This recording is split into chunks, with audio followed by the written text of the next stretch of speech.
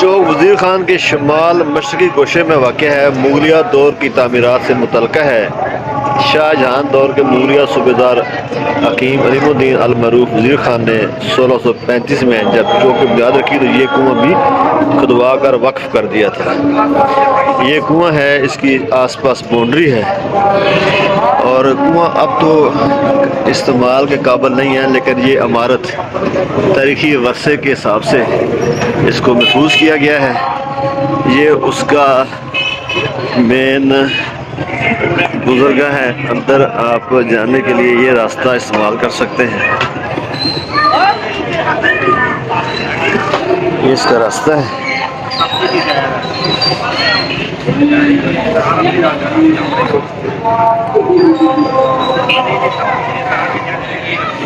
यहाँ से जब पानी एक्स्ट्रा होता था बाहर निकाला जाता था और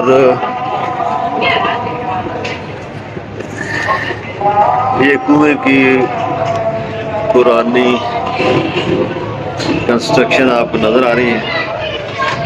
ऐसे तो बंद है, ऊपर से बहुत खूबसूरत छोटी ईंटों से इसका गुंबद ऐसा बनाया गया है।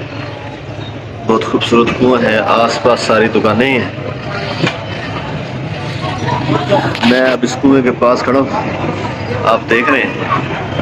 बस वज़ीर खान के साथ ये दिल्ली दरवाजे के अंदर कुआं दीनानाथ मौजूद है।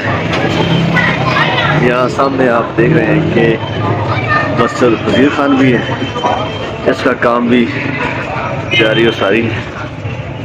और यहाँ हज़रत सूफ रहमतुल्लाह का मज़ार है।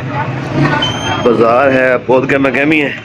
सिक्की याद हुकूमत में यहाँ इस शुमाली इलाके में राजा दीनानाथ की हवेली भी थी, जिसके मुनसबत से ये कुआं दीनानाथ का कुआं कहलाया और 1852 में अंग्रेज़ सरकार के दौर में इसकी चारदीवारी भी बनाई गई। उसी निस्बत से ये दीनानाथ का कुआं भी कहलाता है।